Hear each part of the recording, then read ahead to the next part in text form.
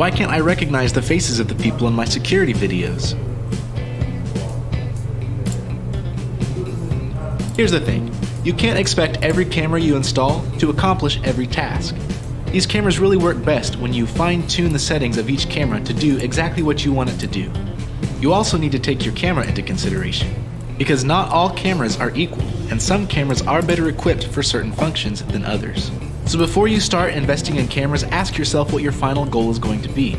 If it's to read license plates, then you'll be far better off investing in a security camera designed from the ground up for the sole purpose of recognizing and recording license plates, like our NSC LPR 832 BT1 for example.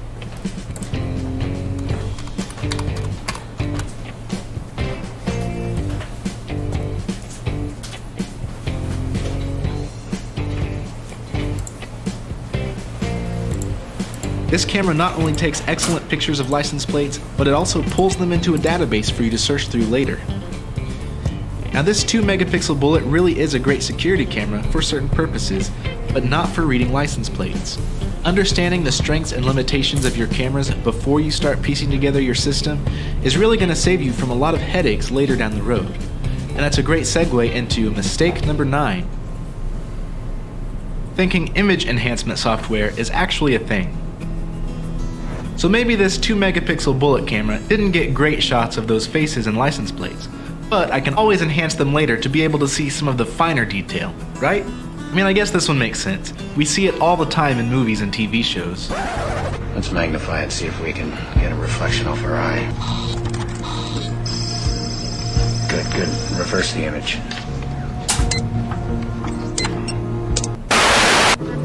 His glasses. There's a reflection.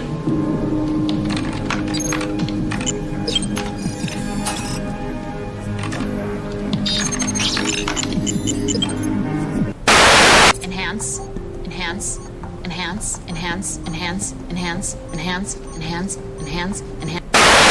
Yeah, that's not a thing. Now, all of our systems do have digital zoom, but you have to understand that you can only blow up the pixels that are already there in the image. No image software in the world can magically produce new pixels. So here's a picture from that 2 megapixel camera. And here it is blown up. See? Just an ordinary pixelated picture. No magic here. A key takeaway is this: be prepared. Once your footage is recorded, you can't go back and give it a higher resolution. So if you know that you're going to want to capture as much detail as you can, you'll need to invest in higher resolution cameras from the start. Here, compare this 2 megapixel footage with this 4K footage. Now, you may not be able to reproduce a reflection off of an eyeball with this camera, but it's still a pretty dang good image. Now, all of this is helpful for viewing your feeds during the daytime, but what about at night? If you want crisp, clear images like this 24/7, you're going to have to keep your camera's infrared abilities in mind. Now this brings us to mistake number 8, which is blocking your camera's IR LED lights.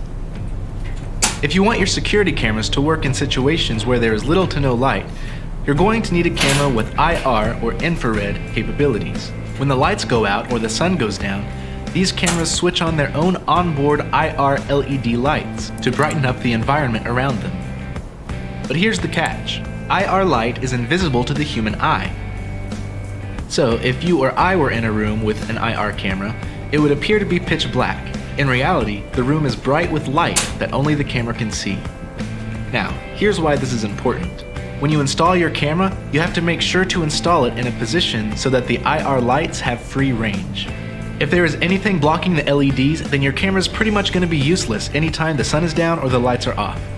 Look, this is me installing a camera in our production room, aimed toward our computer. I didn't want it to be super obvious that the camera was there, so I tried to position it behind this little nook here. So here I am sitting at the computer. The camera's placement isn't ideal, because half the field of view is taken up by that wall, but we'll get to that in a bit. What I want you to notice here is what happens when I turn the lights off. That image is totally washed out, because all of that infrared light is immediately bounced off the wall back to the camera before it even reaches anything else in the room. This is known as IR flooding.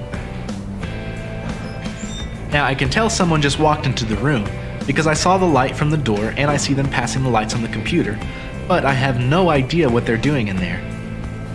Another issue you might experience when it comes to your infrared LED lights being blocked is IR glare. This is when your IR lights are reflected off of a nearby object back onto the lens, causing a very foggy image. So here, let's move the camera over just a couple of inches so that the IR lights have free range. Since we typically install cameras in broad daylight, and since we can't see infrared light, it's easy to forget about this step, but it's so important if you really want to get the most out of your camera.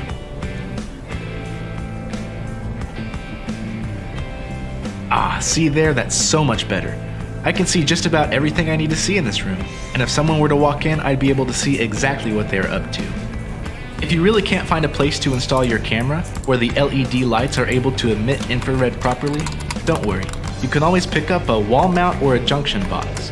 This will give you the ability to extend your camera, potentially allowing your LED infrared lights to have plenty of room to shine. Now, let's move on to mistake number 7. Mistake number 7 is... there is no mistake number 7. You see, 7 is a lucky number, and we didn't want to associate mistakes with luck, so we're skipping it. Besides, we had writer's block, and we could really only come up with 9 mistakes. On to mistake number 6. Forgetting to weatherproof your connections. If you want to install a security camera outside, it's a no-brainer that you're going to need a camera, kind of like this 4-megapixel mini PTZ here. With its IP66 weatherproof rating, this thing can withstand crazy weather conditions. But here's what's not so much a no-brainer. Even if your camera is top-notch, IP66 rated, weatherproof and life-proof like this one here, the Ethernet cable you use to connect your camera to your network probably isn't.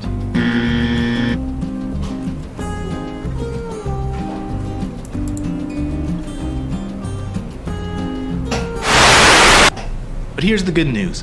Weatherproofing your connections is super easy. It's even easier than forgetting to weatherproof your connections. If you buy a weatherproof security camera from Nelly Security, we'll send you one of these handy weatherproof sealing grommets. Once you've twisted the grommet into place on your camera's connection, you're golden. Your security camera is now ready to brave the toughest of storms.